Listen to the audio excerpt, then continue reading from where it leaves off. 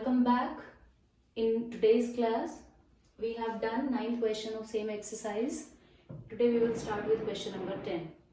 I hope you have understood the remaining questions, the previous solved question. If you want to see the questions, if you want to see the solution of those questions, you can see the videos.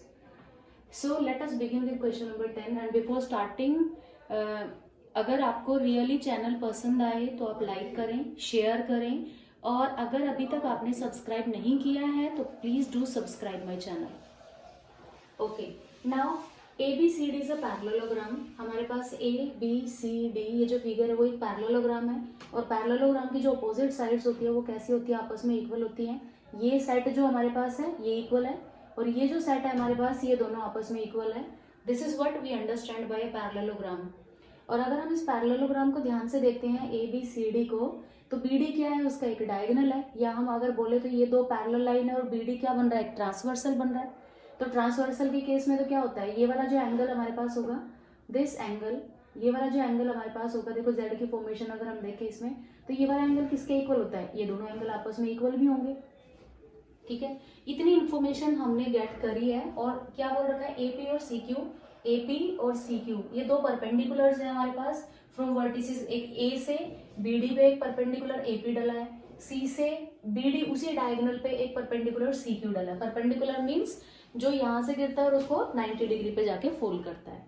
तो जितनी information उसने given की है हमें, वो हमने यहाँ पे मेंशन करी है. हमें प्रूव क्या करना है, APB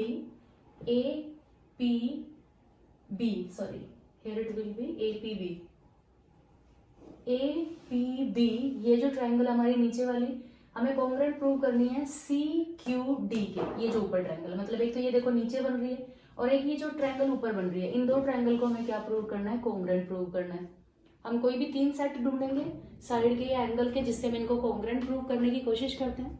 ठीक है, यहाँ पे शो दैट हो गया, गिवन आपने यहाँ पे लिख ही दिया है, और हम यहाँ पे प्रूफ से शुरू करते हैं. ठीक है, हम जिस ट्रायंगल को हमें कॉन्ग्रुएंट प्रूव करना है हम वही ट्रायंगल लेके चलेंगे. इन triangles APB and triangle CQD, हम इन दो ट्रायंगल को लेके चलेंगे. इसमें देखो एक जो AB जो हमारे पास है, इधर से AB जो सेट है वो किसके इक्वल है, हमारे पास CD के इक्वल है. यहाँ पे हम क्या लिखेंगे, because ABCD is a parallelogram, क्योंकि वो हमारे पास एक पैरेललोग्राम है. ठीक है, तो ऑपोजिट जो सेट होता है वो तो आपस में इक्वल होते ही हैं, जो पैरेलल सेट होता है. अब इसके पास भी APB ये वाला एंगल 90 डिग्री है, और उधर से CQD इसके पास भी एक एंगल 90 डिग्री है. तो हम इसको कैसे लिखेंगे, एंगल APB इसका, और उधर से एंगल CQD उधर से.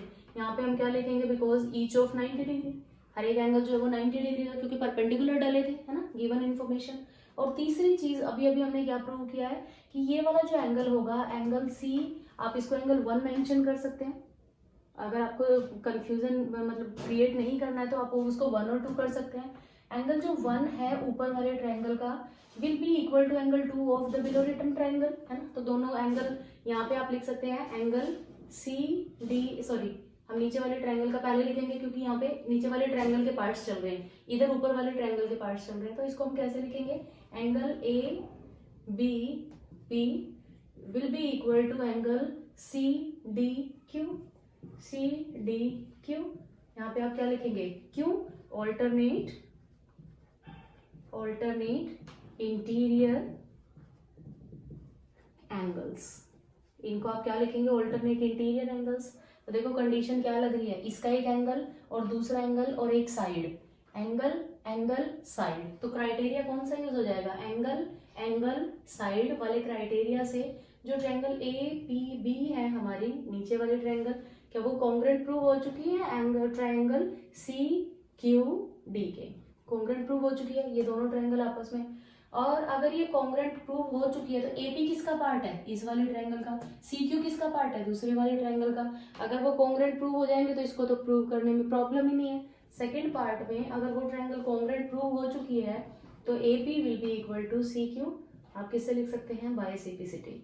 तो सेकेंड वाले पार्ट में सिर्फ वही फॉर्मूला चलेगा, वही मेथड चलेगा कि कॉरेस्पॉन्डिंग पार्ट्स जो कि कॉन्ग्रुएंट ट्रायंगल के दे आर ऑलवेज इक्वल. ठीक है, तो अगर ये प्रूव कर दिया तो इसको प्रूव करने में हमें कोई ज्यादा लॉजिक लगाना ही नहीं पड़ा, दोनों पार्ट्स हमारे इजीली प्रूव हो चुके हैं।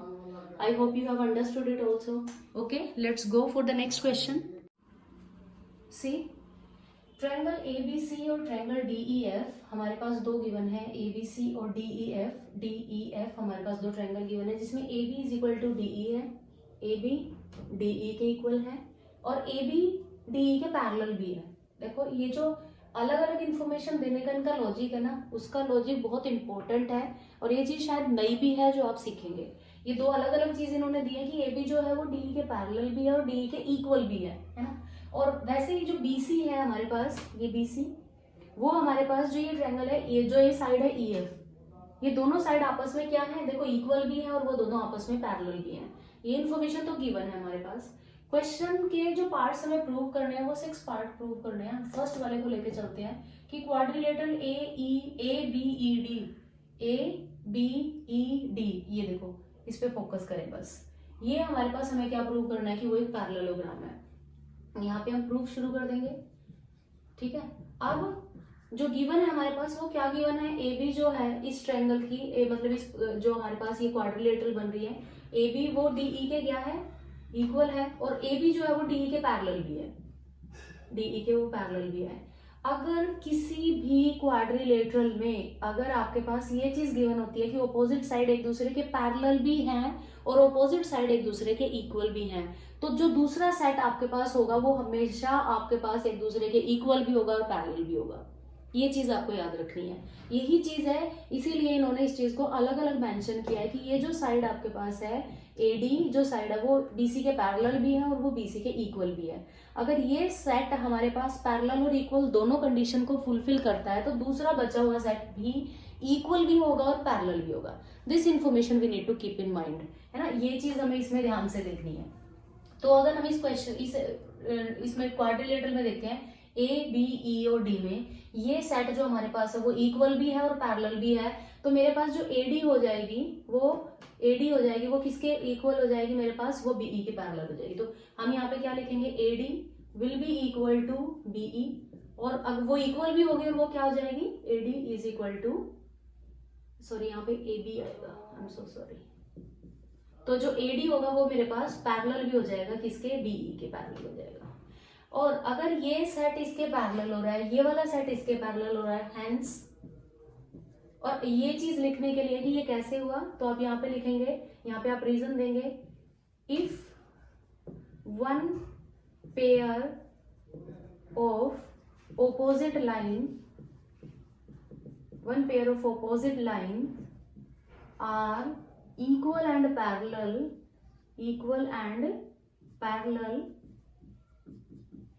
then that quadrilateral will be a parallelogram। अब ये रीजन यहाँ पे डालेंगे, इस रीजन की हमें बाद में भी जरूरत पड़ेगी तो हम एज इट इज कॉपी कर लेंगे। तो हैंस हम यहाँ पे क्या लिख सकते हैं, ABED हमारे पास क्या हो जाएगी, ABED हमारे पास क्या हो जाएगी, एक पैरेललोग्राम हो जाएगी, ठीक है। बहुत छोटा सा क्वेश्चन था, बहुत छोटा सा लॉजिक था, बस अगर हमें इस बात का पता है तो क्वेश्चन को प्रूव करने में कोई प्रॉब्लम नहीं आएगी। हमने ये वाला पार्ट है अपना प्रूव कर दिया है कि ABED मेरे पास पैरेललोग्राम है। सेकेंडली BEFC, देखो ध्यान से, BEFC यहाँ से देखो ऐसे, ये जो नीचे की तरफ गिरा हुआ है ना पैरेललोग्राम, अब हमें इसको प्रूव करना है कि ये हमारे पास एक पैरेललोग्राम है। सेकेंड पार्ट में हमें क्या प्रूव करना है, BEFC हमारे पास पैरेललोग्राम है। गिवन क्या है हमारे पास, मेरे को BC जो है वो EF के पैरेलल भी गिवन है और इक्वल भी गिवन है। BC जो है मेरे पास वो EF के इक्वल भी गिवन है और BC जो मेरे पास है वो EF के पैरेलल भी गिवन है। वही सेट दोबारा से दे दिया उसने, ये इन्फॉर्मेशन गिवन है क्वेश्चन में। और हम यहाँ पे लिखेंगे अगर ये सेट इसके पैरेलल है तो BE किसके पैरेलल हो जाएगी, CF के पैरेलल हो जाएगी। BE किसके पैरेलल हो जाएगी, CF के पैरेलल, इक्वल भी हो जाएगी और पैरेलल भी हो जाएगी। और सेम ही रीजन देखो, आप बिल्कुल सेम रीजन यहाँ पे कॉपी कर सकते हैं, ठीक है। ये वाला रीजन आप यहाँ पे कॉपी कर देंगे कि ये आपने लिखा कैसे है।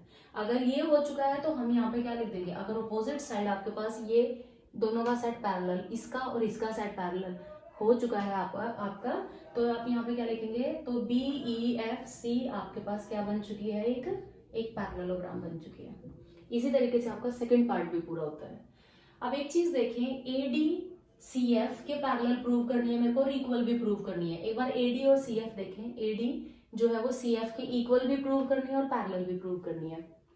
अब एक चीज देखें, हमने AD को किसके AD जो थी वो BE के पैरेलल प्रूव कर चुके हैं, AD को BE के पैरेलल फर्स्ट पार्ट में प्रूव कर चुके हैं। इसको हम इक्वेशन 1 ले लेते हैं।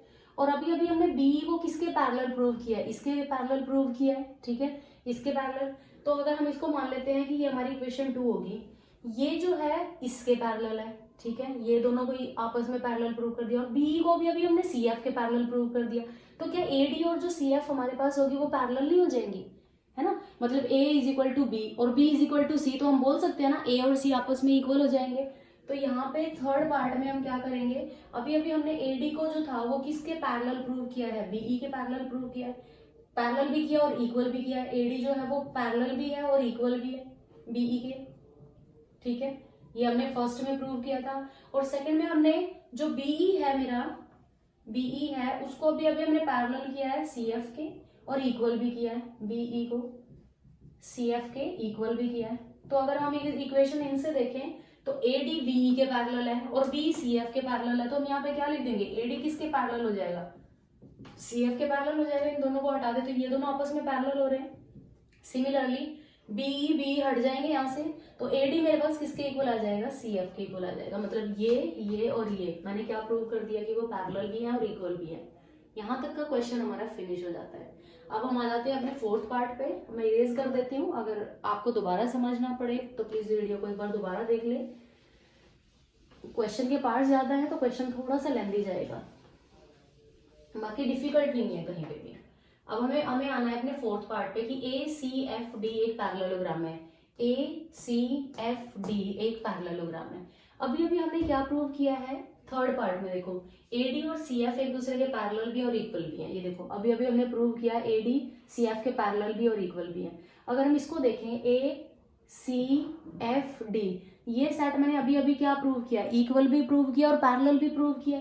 तो यहाँ से फिर से वही वाला लॉजिक कि AD जो मेरे पास है वो CF के क्या है, इक्वल भी है, और AD जो है वो CF के पैरेलल भी है, दोनों पैरेलल है। तो मेरे पास जो AC बच गया, इधर का AC उधर का DF के हो जाएगा, और वो क्या होगा, AC जो होगा वो DF के पैरेलल भी होगा, ठीक है। ये सेट, तो ये हमने उसी कंडीशन से, जो रीजन हमने पीछे लिखा था कि if one set of a quadrilateral are equal and parallel then the other set will be, then the quadrilateral will be a parallelogram, पूरी पैरेललोग्राम आपके पास बन जाएगी। ये रीजन आप प्लीज एक बार दोबारा लिख दें यहाँ पे, जो हमने पीछे क्वेश्चन में किया था वो आप यहाँ पे लिख दें।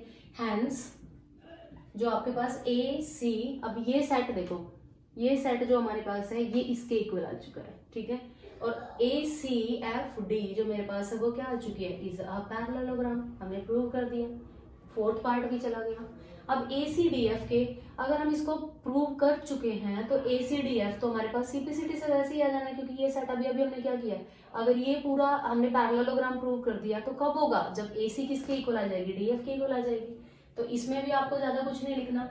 अगर ये क्या था, ACFD if ACFD is a parallelogram, अगर वो आपके पास पैरेललोग्राम है that means AC will be equal to DF, वो तो आ ही जाएगा। इसमें भी आपको सिर्फ एक ही लाइन लिखनी थी, क्वाड्रिलेटरल का एक सेट अगर आपके पास अपोजिट इक्वल है तो दूसरा सेट भी हो जाएगा, वो यही पूछ रहे थे यहाँ पे। अब हमारे पास जो लास्ट पार्ट बचता है, इसका सिक्स्थ पार्ट बचता है, मेरे को ABC ट्रायंगल को DEF ट्रायंगल के कॉन्ग्रुएंट प्रूव करना है। ABC ये वाले ट्रायंगल, DEF ये वाले ट्रायंगल के कॉन्ग्रुएंट प्रूव करना है। देखो बिल्कुल भी मुश्किल नहीं है। ABDE के इक्वल गिवन था, क्वेश्चन में गिवन था, जो BC है वो EF के इक्वल गिवन था ये क्वेश्चन में, और अभी मैंने फिफ्थ पार्ट में क्या प्रूव कर दिया कि जो मेरा AC है वो DF के इक्वल है। ये देखो यहाँ पे है ना, ये इन्फॉर्मेशन तो हमें गिवन ही थी। ABDE ठीक है, ये गिवन है। BCEF ये भी गिवन है, और फिफ्थ पार्ट में मेरा जो बचा हुआ AC था वो किसके इक्वल आ गया, DF के इक्वल आ गया। तो हम यहाँ पे क्या लिखेंगे, AB is equal to DE, यहाँ पे आप मेंशन कर देंगे गिवन, ठीक है। और दूसरा क्या था हमारे पास, यहाँ पे था BC is equal to EF, उसमें भी आप यहाँ पे क्या मेंशन कर देंगे गिवन। और तीसरा आप यहाँ पे क्या लिखेंगे, AC is equal to DF, जो अभी अभी हमने प्रूव किया है, अभी अभी हमने प्रूव कर दिया। तो क्राइटेरिया कौन सा लग जाएगा, सारी साइड के बारे में बात कर रहे हैं तो क्राइटेरिया हम कौन सा यूज करेंगे, SSS क्राइटेरिया, SSS क्राइटेरिया लग जाएगा। तो triangle ABC will be congruent to triangle DEF, ठीक है। ये हमारा क्वेश्चन नंबर 11 जो था यहाँ पे एंड होता है। आई होप कि आपको समझ भी आया होगा, ठीक है। अगर आपको रियली समझ आया तो please do appreciate the question. जो भी आपको लगा है कि समझ आया है, कितना समझ आया, कैसा लगा मेथड, आप कमेंट सेक्शन में बता सकते हैं। नेक्स्ट वीडियो में मिलते हैं with the remaining question of this exercise. Goodbye and take care of yourself.